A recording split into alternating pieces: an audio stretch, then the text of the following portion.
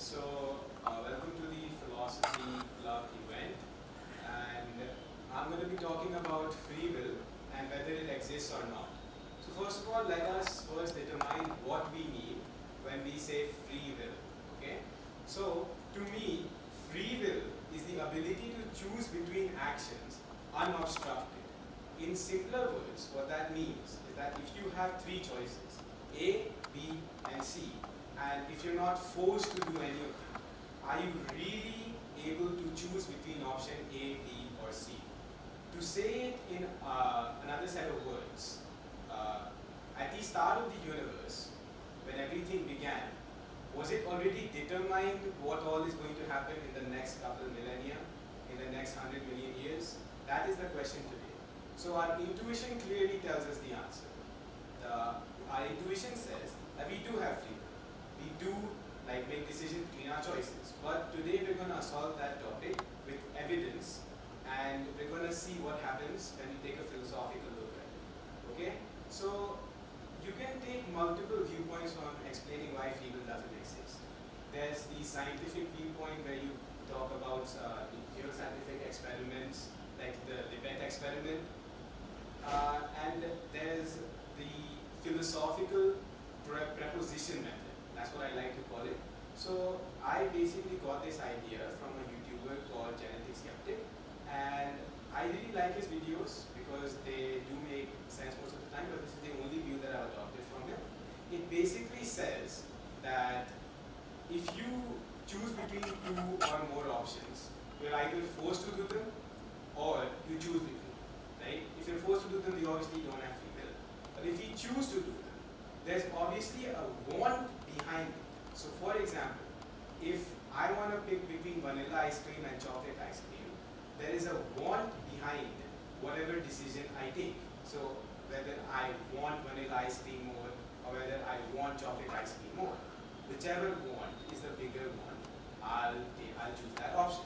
So now you may ask, well, this is a very simple example. Can you extend it to something more complex? So let's talk about, and you can ask me anything else after I talk about this more complex example, whether this example applies there. Let's talk about going to the gym. So most people will say that they have different reasonings about whether they go to the gym or not, right?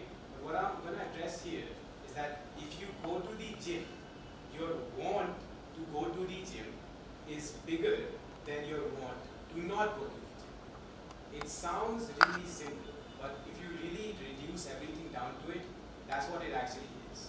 Now, can somebody give me an example when my analogy doesn't work, and I'll try to prove you that it does work.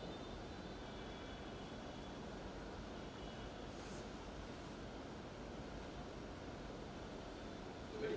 What if the reason that you go to the gym is not because of your want, because of a societal need, of a societal hunger that makes you want to be more, and that's not actually you wanting to go to the gym. That's society forcing you to go to the gym, right? Imagine, let's take you for example. Say I go to the gym, you go to the gym, and we force him that please come to the gym. It's excellent. It isn't excellent for him, but we force him. He doesn't want to come to the gym. So where is free will there? Okay, so I was saying that there are two paths here that we can take. Either that you're forced to do something, or that you actually have the choice. If we force him to go to the gym, like by brute force, then there's no real talk about free will there. However, you talked about the societal need to go there. So if your societal need to go there, if you talk about it, how is that societal need not a want?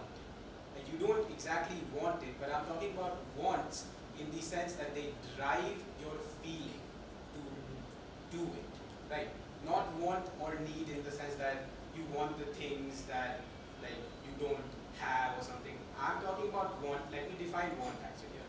Want is just the inherent drive to do something. You can call it need, you can call it want, whatever. It's just a mixture of those. I'm saying that wants dictate everything and anything you do, right? So the So Piyush's, let's just call it societal want to go to the gym determines whether he goes to the gym or not. And he doesn't decide this want, does he? It's the environment that decides his want. So there's no real free will, there is the want is deciding his action, not him. And anybody else contradict my analogy? What about students who are forced into IITs or just just put into the rat race? What about them? Listen, first of all, use the word force. No, they're not. They're not forced. They're like they don't have a choice. They don't really have a. That's not force. I won't call that force. Yeah. I will not call that force. I call that oppression. Yeah. So they don't really have a choice there. What about them? Yeah. So this is a great example. So I think we all can agree that their parents have like forced it onto them that they need to go to the IIT, right? So their want to not disappoint their parents, their want to not disobey, right? Their want to just obey like everybody else is doing. These are the things that are driving them to actually go to the IIT, not their actual inherent want to go there, in the sense of what we usually talk about when we talk about wants. Like I said, like it's an inherent inner drive to do something. I don't mean want in the sense that you choose it. I just mean it's the inherent like drive to do something. And here those inherent drives are the want to obey your parents, the want to not get screamed at. It's a combination of all of them. Say something. So what about peer pressure or maybe the drive to fit in into something? That is not what society or somebody specifically is forcing upon you, but that is maybe the feeling that you want to fit in, so you have to do something like specific, like even in the gym example. So like for example, all your friends are doing gym and you don't want to do gym, it is very hard on you maybe, but you are forcing yourself to do that. What about that case? Okay. So you say that you're forcing yourself to do that, right? So tell me, what happens if you don't listen to your friends? Like if you don't give in to the peer pressure, what are you scared of? You're scared of your friends like not including you, Yeah, right? maybe. It's very common these days. Right. People to feel But that way. there are like a lot of wants for something to not happen there. So okay, you say that adhering to your friends, like they're peer pressuring you, right? So you subconsciously have a lot of reasons why you're listening to the peer pressure. You obviously don't want all the outcomes that would come to you if you don't listen to that peer pressure, right? So they don't include you, maybe like they kick you out of the group or something. But there are a lot of other things, right? So your want for these things to not happen, your want to not be like subsided from the group, your want to not be disincluded. So that's These really are the free will, right? yeah, but these wants are driving your decision to listen to the peer force, right? Do you control these wants? You don't, right? If you don't, then how is there free will? I feel that there is free will. You're choosing to let them pressure. You're choosing pressure. You can just choose to not let it affect you. You can just choose to do it. Then your want for not letting it affect you has to be bigger than the want for letting it affect you. Think about it from that perspective. You have to change your perspective. Think about it in terms of wants. Like you don't decide these wants, but they decide your decisions. But subconsciously, maybe it is the way we've been raised, or the genetic compositions that we might have in our DNA, which are actually driving us to these world, to even fostering these wants, society. So it is our free will that we choose to give into these wants. It is our, like if we take the Stoic philosophies, what do they say? Give up all worldly pleasures. A man is not equal, and whatever. Let's not do that. Okay. But if we do take that aspect that you have power over your mind and not outside things. So if we take it from that perspective, how does free will not exist? Okay, so here is the problem, right? If you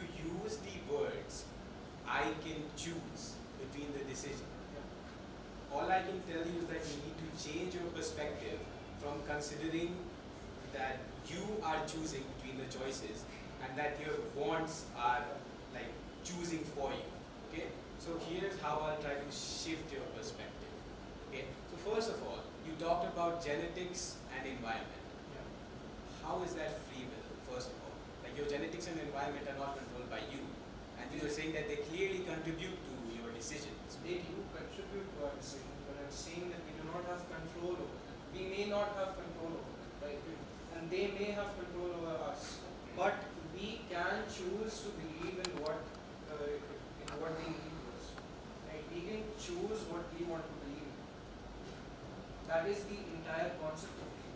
Okay, so let's talk about believing. So say you believe in stoicism and I believe in nihilism, right?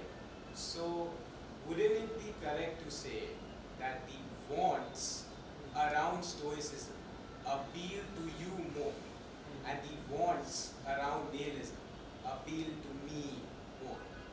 Now let me label some of these wants. So you're attracted by the idea that happiness is all that matters. Yeah. Why are you attracted to that idea?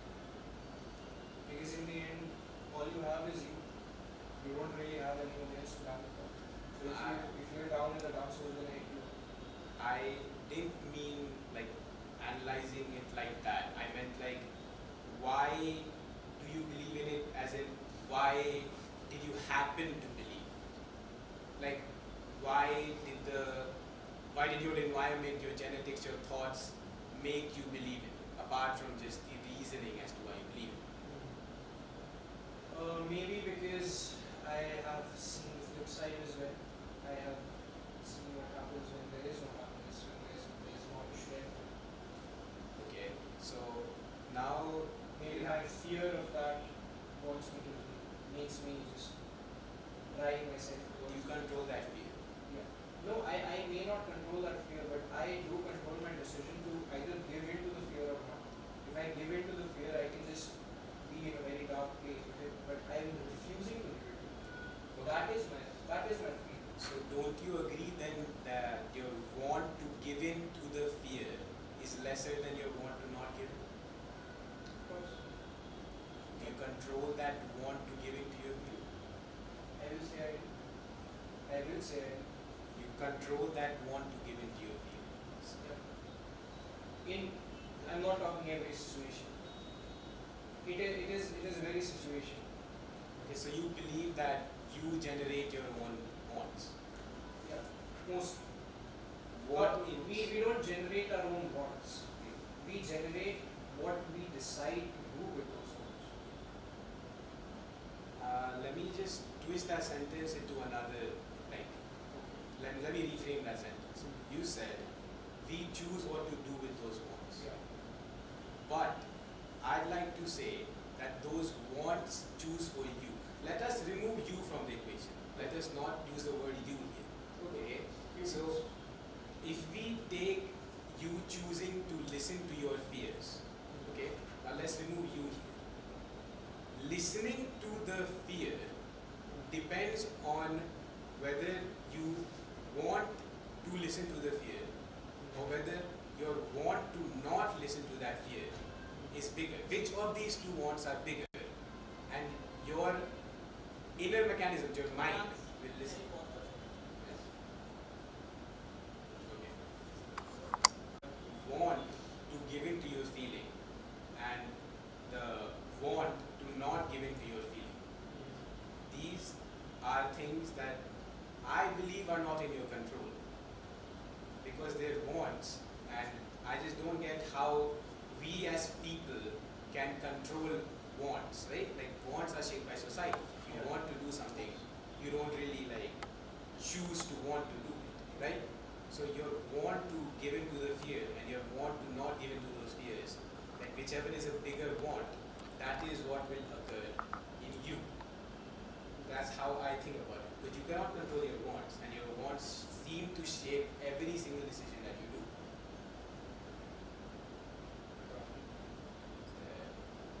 Any more rejections to my answer? Okay, let's move on. Yeah. So the first thing is we all know that our body is made of atoms,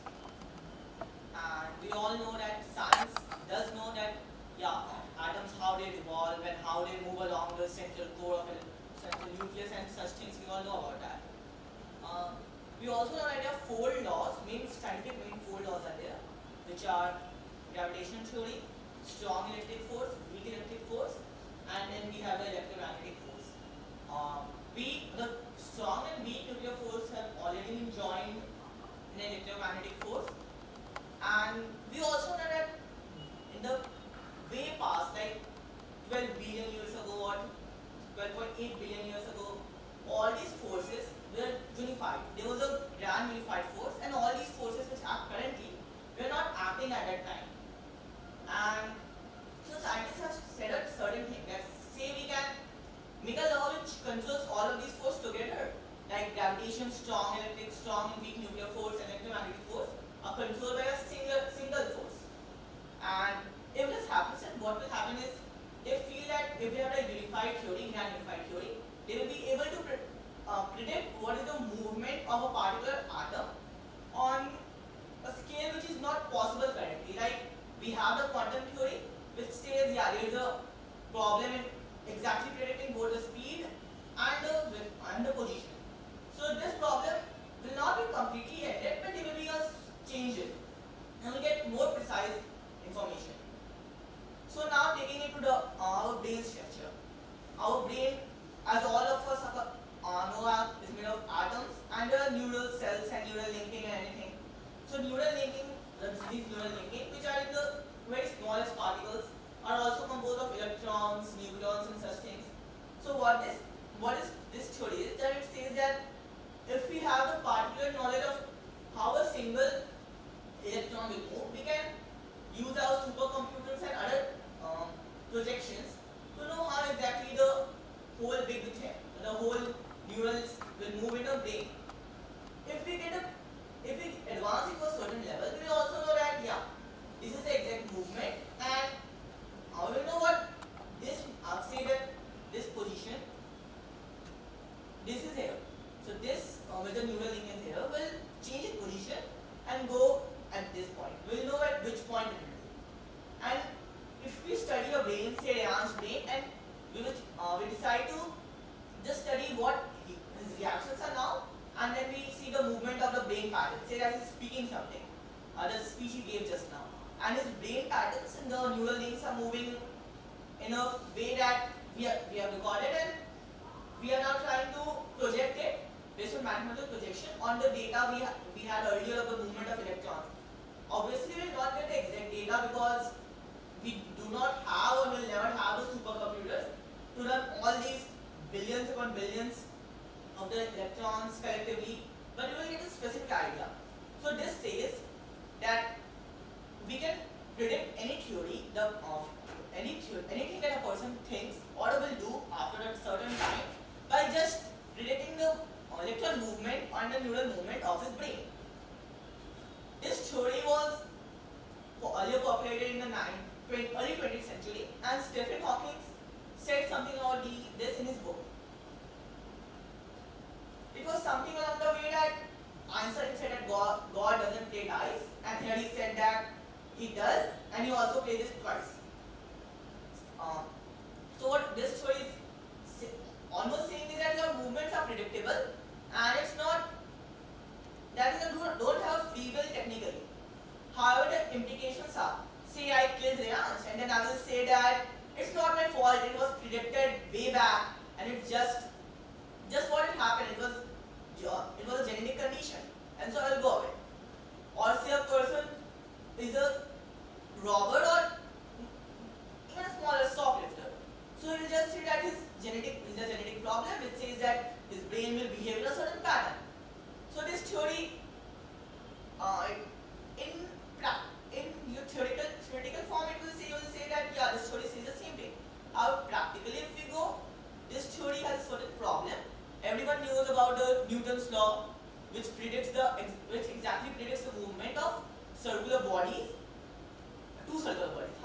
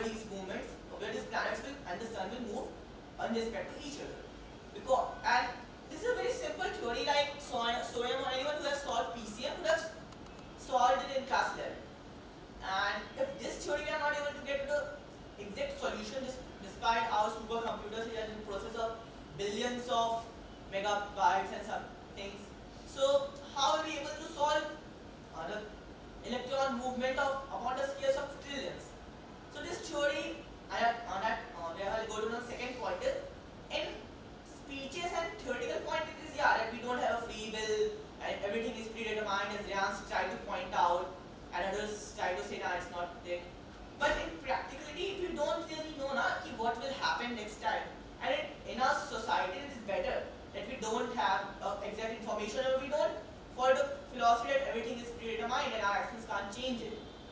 Because the society will obviously don't have, yeah, why should I do this? It is already, if my brain wants, it will do it, and will not get new inventions. That society, as we know, will fall down. So what I feel is that we don't personally know what will happen, and it's just theoretical in speeches like this and debates and philosophy debates. It's good to debate it, but in reality, I don't really feel that anything we will ever have a non-free will or everything will be discovered by it. Any questions?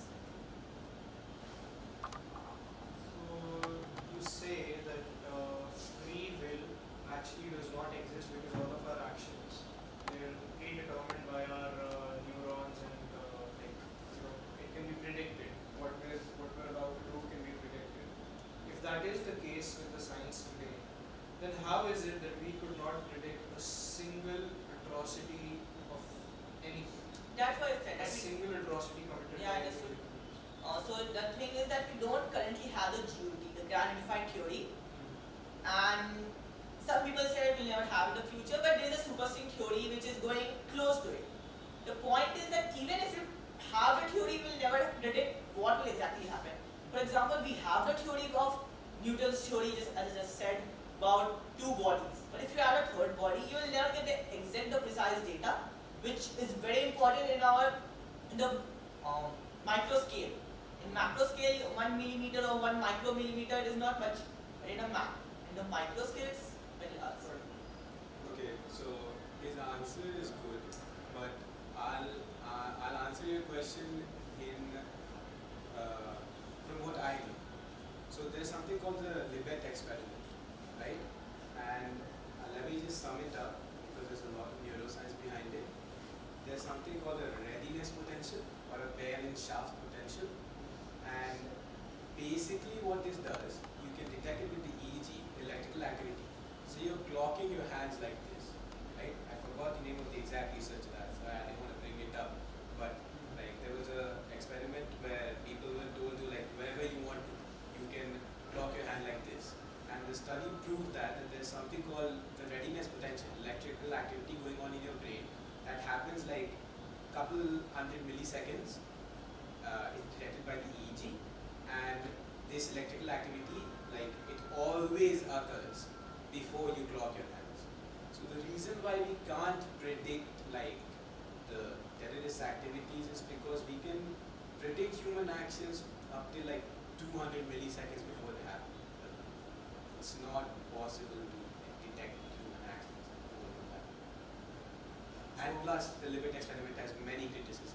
Like to the extent that a lot of scientists say that this experiment is completely flawed. Like some people believe you can't even detect the free will 1 millisecond before in your decision. And what if I have an impulsive decision and decide just not to do it? What if my hand is just there and I don't want to do it? Is that not my free will? Is that not my free will? According to the let's take your experiment. So is this not my free will that I'm allowing my hand to stay in position of rest and not moving it? But if you don't clock your hand, then the readiness potential that is detected by the EEG will never come. Of course. So, but I know that I don't want to clock my hand. So isn't that free will? Like you're coming back to my definition. Like you want to clock, not clock your hand is bigger, and you want to not clock it. Then you come there. But what Libet experiment is trying to prove is that, like before you do an action, there's common electrical activity in your brain that can be detected by an EEG before you do that exact thing, right? That's what. The answer thing is that what you said about the brain part. The thing that's what I'm saying that even that we can have a formula and we can have a general story that yeah, it will happen because of this, and we will, even that can be predicted. But even if it is predicted, that we don't have the real projection yet that we can keep it up to like say yeah, you know the chaos part 1 and part 2 system, part 1 for C system. Yeah, right. And that was the thing that our brain is something like if you predict something, you will work to not do it, and then your prediction will come go wrong. There was a famous thing written in book called Homo sapiens. Sapiens. Yeah, Homo Yeah, sapiens. no, sapiens. That was told about, say there's a dictator in Libya, and he says, and he has a machine which can predict the future. This machine says that you will get a color revolution in 2010. This person says that it will never happen, and he invests billions of dollars on improving the financial and the well-being of his people. So the revolution will never happen. So he will say that the scientist that why I invested this much money on making these things, I could have built a new palace. But the thing is, even if you predict something, the after prediction it will change. And this is what is problem in the quantum theory, na? That you can't have a light system smaller than one pack. And one pack is big, so big in respect to the electron that will change the electron movement. This is the reason that what my theory says, you will never be able to predict exactly what you are going to do next. Okay, so I like to point out that that machine really has nothing to do with freedom. Like that machine that's predicting the resolution. How is that at any extent related to the free will of No, human it beings? was the same. It was based on a thing that our brains work on a principle that if you say something, we will actively not do it. Or if you know what impact will be there, we will try, or it may change. So that was this theory. This example said that even if you are able to predict the water you invented, is a chance, a large chance, 90-95%, that your prediction will make it false. It's not like the weather, that even whatever you predict, the weather will never change. Will never change based on your prediction. It will do what it was going to do and yeah. How your brain, if I say that, Riyansh, say you are deciding to write a poem. So I say something like, why are you doing this or this? And then you will think that, nah, I don't want to do this. So your prediction will change. That what theory said about the world peace or something like that. Okay, so then let's say that doing A is doing A and doing B is not doing A. Yeah, you can say this. Okay, so This is a smart way of framing sentences. yeah, so like then like your decision between doing A and doing B is simply whether you want to do A or whether you want to not do A is big. That what I said, that if I want something, my want will change, now based on what the environment is around me, the surrounding around me, and that's why. And if I want to gym example, if I'm with my friends who are going to gym, my wants will be like, yeah, I want to go to gym. And if I'm not with my friends who want to go to gym, I will just say that, yeah, I don't want to go to gym. That's the same thing, na? Your decisions or your wants do change based on your surroundings. And that's why and that's why I said that we do have the free will. It's not that our surroundings are forced, or if someone predicts what I will do, that I will exactly do it. I will change his prediction will change what I am going to do. Okay, so you said that depending on the environment, you choose to go to the gym or not go to the gym, right? Do you control your environment? I can How can you control your say I'm with all. I can choose what parts of the environment to take in. But I then can choose what parts of the environment affect. I Okay. cannot alter the environment, but I can alter the effect of the environment on me. Okay. So let's take his example of whether to go with you and me and get peer pressure to go to the gym, or whether to stay home and do nothing. Okay. So first of all, the major hurdle between deciding which environment you go to is that you have to choose between the two environments, and the way that you choose between the two environments is you will not choose the want that will be bigger, will be what chooses for you. So if your want to stay home is bigger than your want to go with the two of us, then you stay home. If vice versa, you go with us.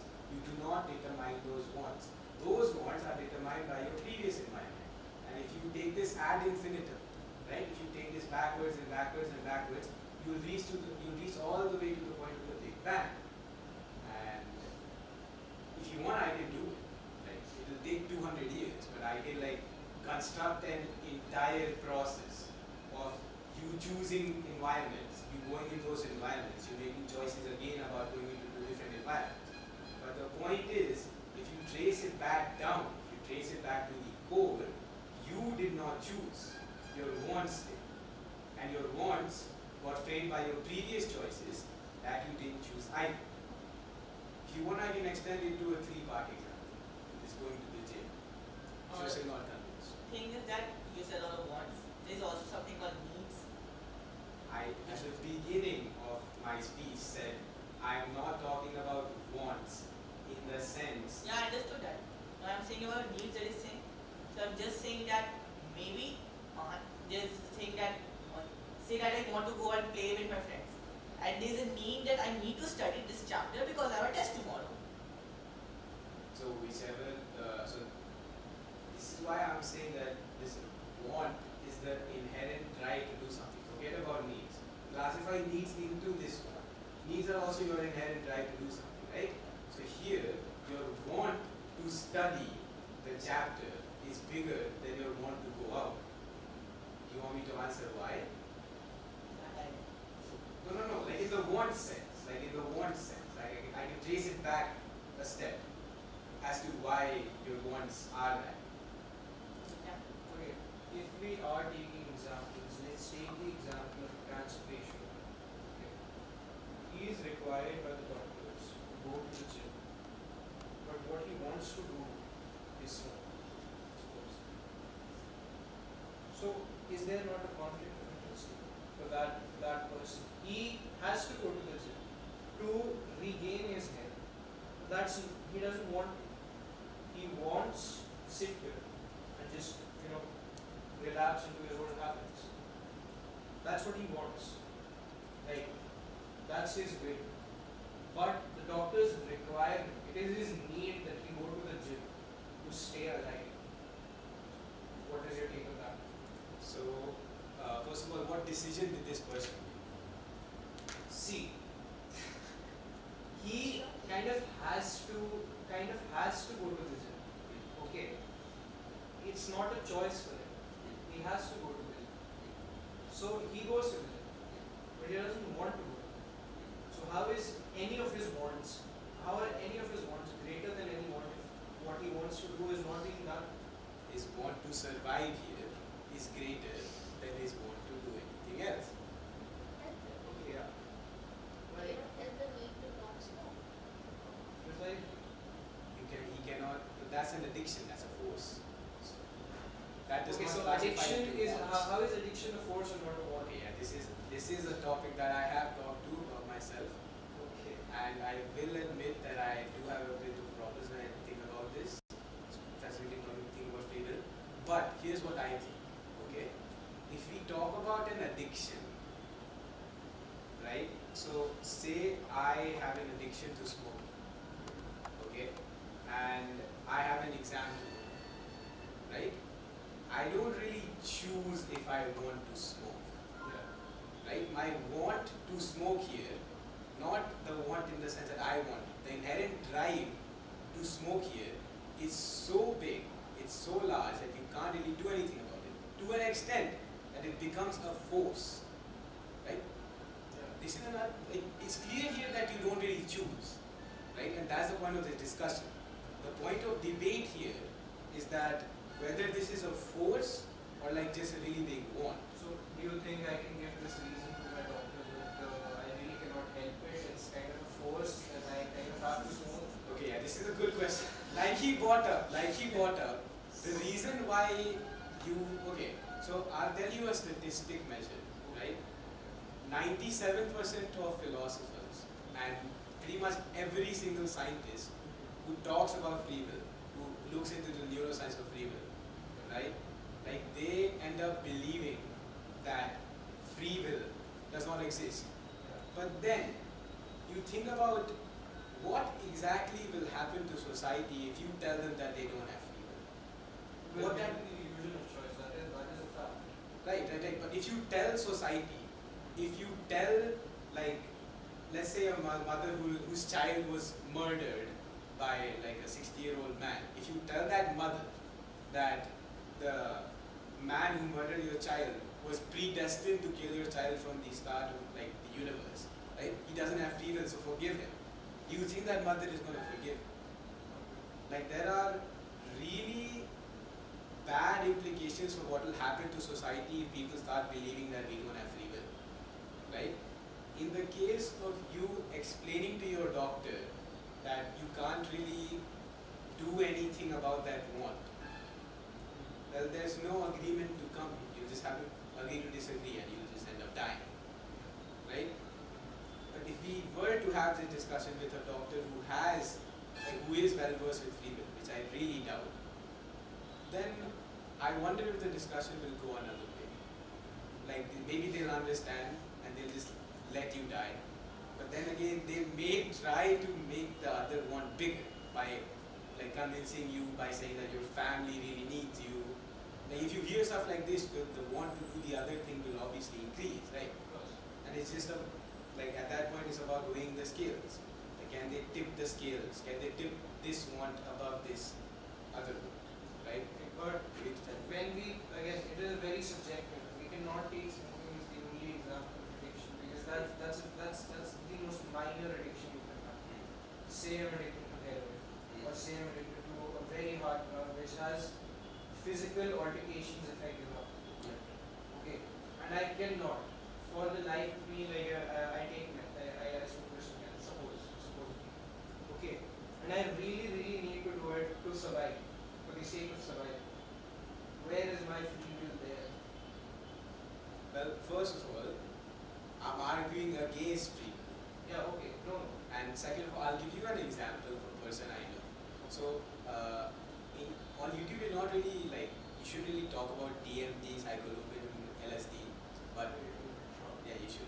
Like, but I've done it in like 3 videos now and they've not gotten copyright strike beside the topic. So, I do actually know a person who is addicted to DMT, ketamine, LSD, name all these psychedelic mushrooms, right?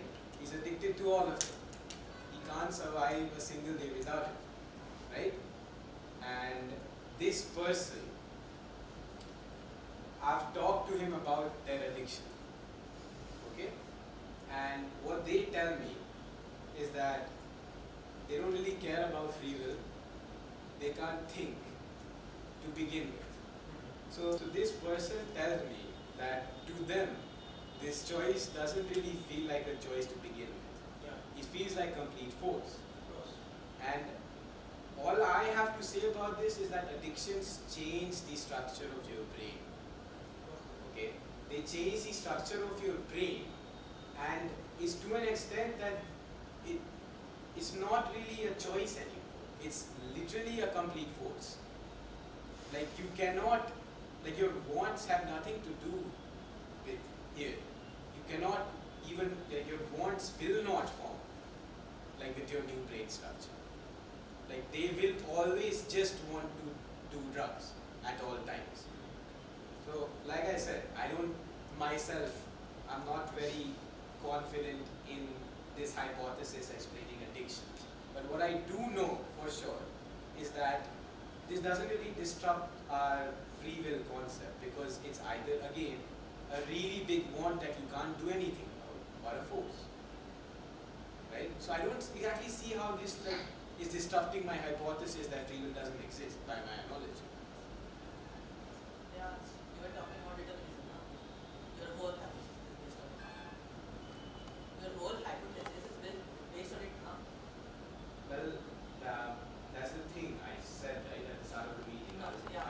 My analogy is not based on pretty much anything philosophy related. So I'm saying about this. So what you were saying about everything have a cause and Yeah. what The causation, that's really the determinism. Yes, I agree. yeah. So this theory has been debunked in the 19th and 20th century.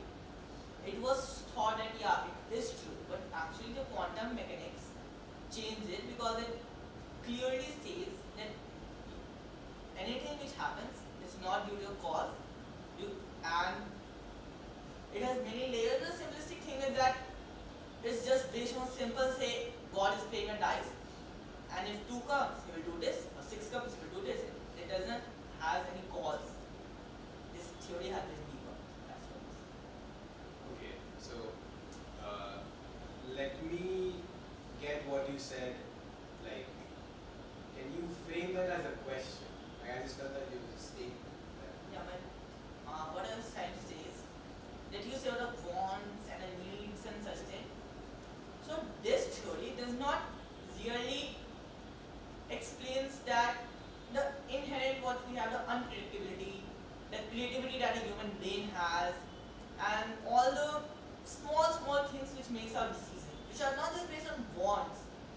that this wants will make me, that I want to go to gym, or I don't have a want, I want to smoke. It's based on much emotions than our uh,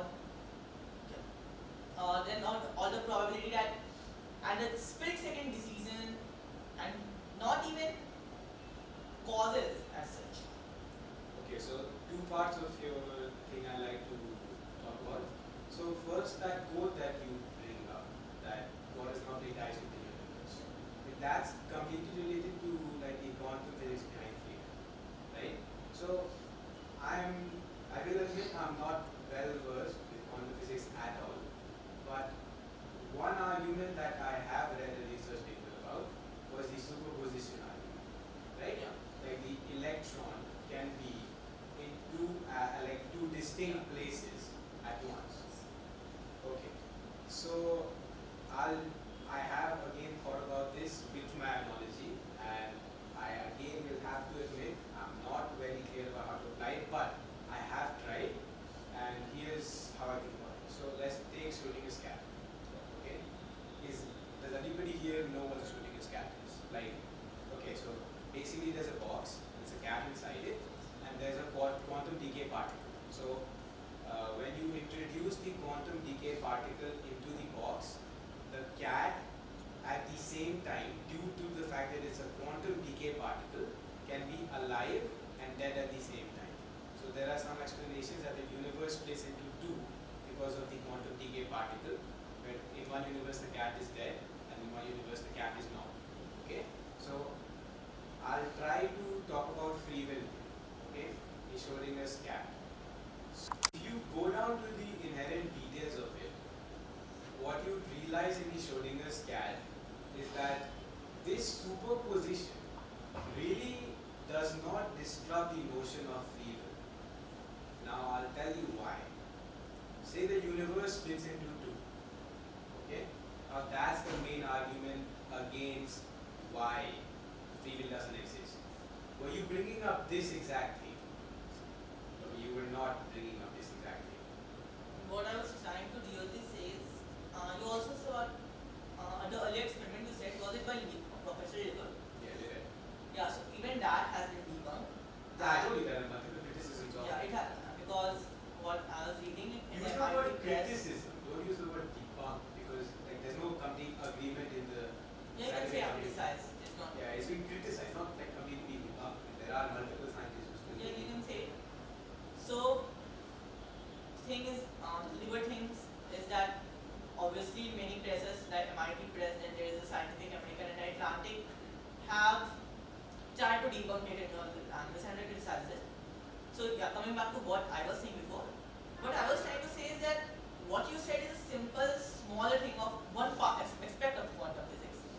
Quantum physics, exactly what it tries to say, even I am not such advanced PhD level student, or almost no one, I mean, very few people understand it technically.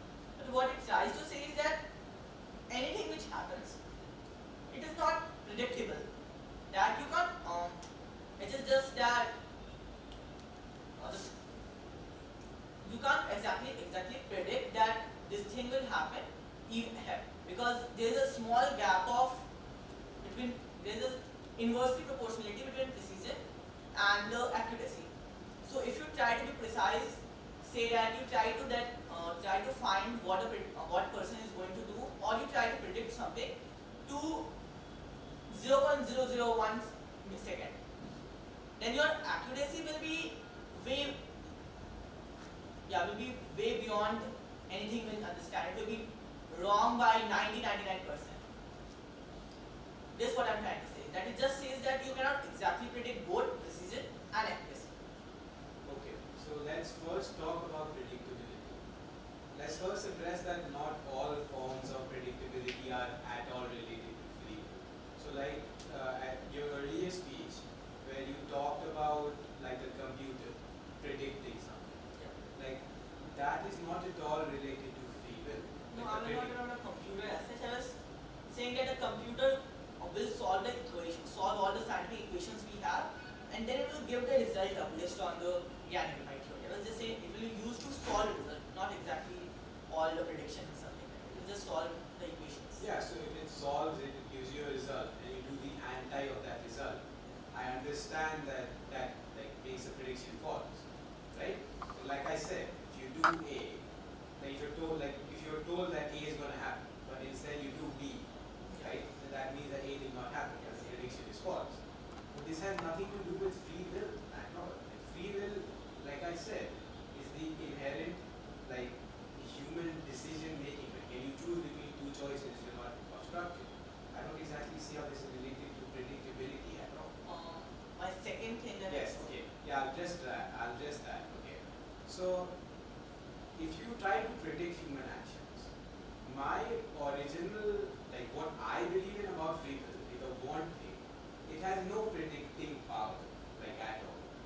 But if you talk about the Libet experiment, like, I mean, humans aren't really capable of, like, reacting in under 300 seconds, milliseconds, or whatever there is some potential. 5 minutes. Yes, sorry, 500 milliseconds. Like humans aren't really capable of like taking advantage of that predictability. But now it comes to like the discussion of whether you believe in it, like, right?